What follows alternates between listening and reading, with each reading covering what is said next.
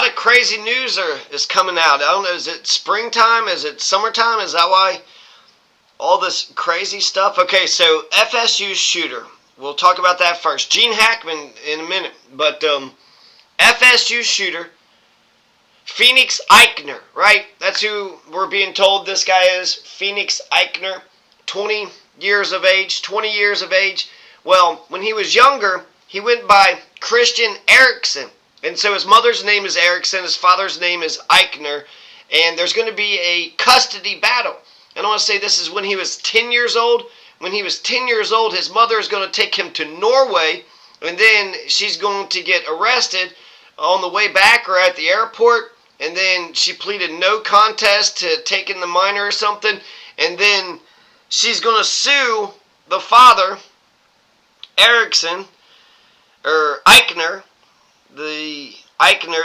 she's going to sue the biological father for libel, and then that case is going to get dismissed. So there's been reports that he had used the service weapon of his mother, who was a sheriff's deputy, but that actually wasn't his mother. That was a stepmother. And I don't know if that's just a stepmother by marriage or if it was foster care. It seems like it was stepmother by marriage. Let's take a listen to some of this. Norway in violation of a custody agreement with the child's father, Christopher Ikner. She had told him they were simply going to South Florida for spring break. Christopher only learned the truth after his son accidentally mentioned it during a phone call. The boy, who had developmental delays and relied on medication for ADHD and other health issues, was not... So that looks like that's Ikner, or Erikson. Pheonix, or Christian, with his mother, right? That's his mother. Not returned as promised. Erikson was eventually arrested when she returned to the U.S. that July. She pleaded no contest to the charge of illegally removing a child and later sued Christopher Ikner and his family for libel, claiming emotional damage to her son. That case was dismissed 7 months later. In 2020, Christian Erikson legally changed his name to Pheonix Ikner. Now 20, Ikner is accused of opening fire on the Florida State campus, killing 2 and injuring 5 others near the student union. Officials say he used a handgun believed to be his stepmother's old service weapon. Okay, so that's the part right there. Here's this other part right here. Identified as 20-year-old. What we have is an interview. We got an interview with the biological mother. Pheonix Ikner, the stepson of a Leon County Sheriff's deputy, reportedly using one of her old service weapons. This is from WPLG Local 10. My son never even wanted to hunt when he was little. We caught up with Ikner's She said that her son didn't even want to hunt when he was little. biological mother, who says he became more introverted and hasn't seen him in years. When was the last time you spoke to him? It's been several years. Several years? Yeah, I was alienated from him. Of course, my heart's with my son, but my heart was also with all the people impacted at FSU. Did you have any idea that anything like this would happen? No. I mean, I've been concerned for him in the past, but I would never have thought that. No. I don't understand what could... So it's crazy. I just watched Argo, and Argo was saying that, the kid should be with the mother.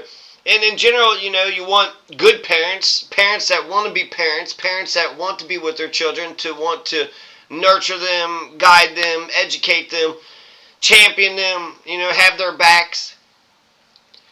And so it's just crazy how these custody disputes, she clearly loved her son, took him to Norway, and maybe that was just she's losing the son, so she just wanted to have one sort of, final outing, one final, sort of hurrah, a fun little thing to do before, she doesn't see him for years. And she said she hadn't seen him for years. He was 20 years of age, so technically as an adult, he could have wanted to see him. He could have seen her. He could have seen her on his own accord.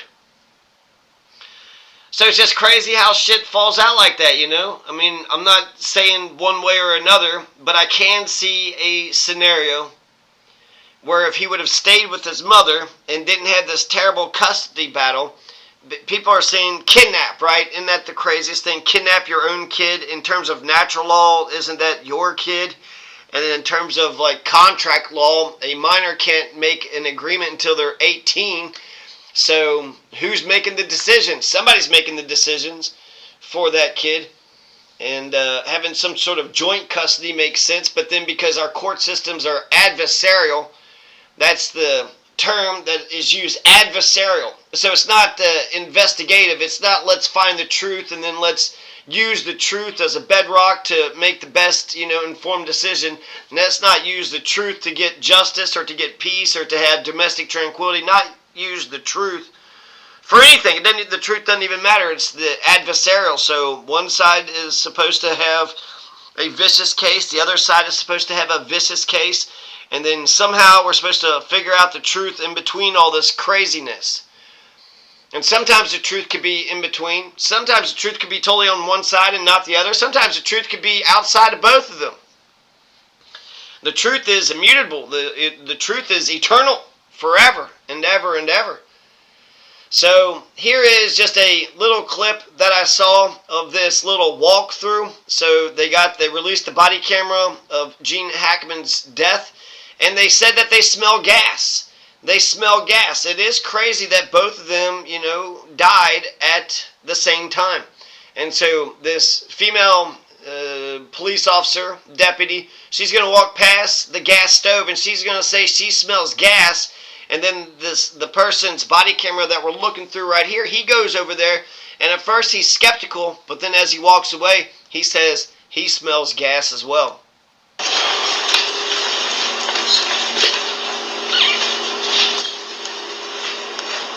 It smells like gas. You smell gas? Like just... Yeah. Like something... smells So if there was a gas leak and they both went down. They're so creamy. My goodness. As I get older, I seem to get less and less brown. That doesn't make sense why those would be off.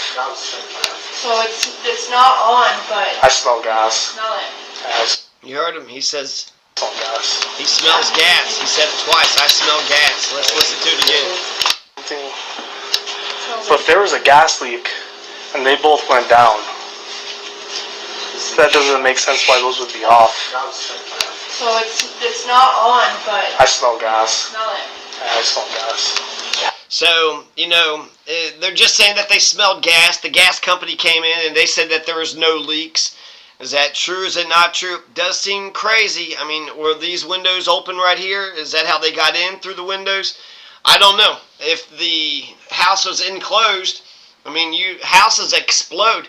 That's just in Hollywood. That's sort of how people either, they can make it look like a suicide or a setup or something, but just have the gas turned on, or just have the gas turned on and then somebody, turns on the light bulb or, lights a lighter or some kind of spark, sets the gas off, and then kaboom, right? So the gas leak, there was an explosion, but there was, carbon monoxide. It would be if you had too much gas and not enough oxygen because of the gas leak. They had ruled that out, but I'm not for sure now. Now that they brought this camera footage in, and it does seem crazy. He's got a sprawling house, huge house, and they're just kind of walking all over the place, and I haven't really gone through any of it. So, I just thought that part was very interesting. That part was very interesting because that's Occam's razor is the simplest explanation, is most likely right. And at first, that's what it sounded like, it was a gas leak. But then she said it was hantavirus, some sort of hantavirus or something. So that seems nuts. He dies of old age and then she died of hantavirus. So fucking crazy. I gotta step away from the news for the day because, man, I just read the shootings are happening, and I don't know. If you got the fucking president being a criminal, and then the criminals are being criminals, so it's like everybody's got to get into their own little tribe. Everybody has their own little group, their own little tribe, their own little gang, their own little family, their own little friend group, their own, their own little cult. And since we're all going to be tribalistic, that's how America started, right? A bunch of individualistic tribes all over the place. But, crazy. Just crazy.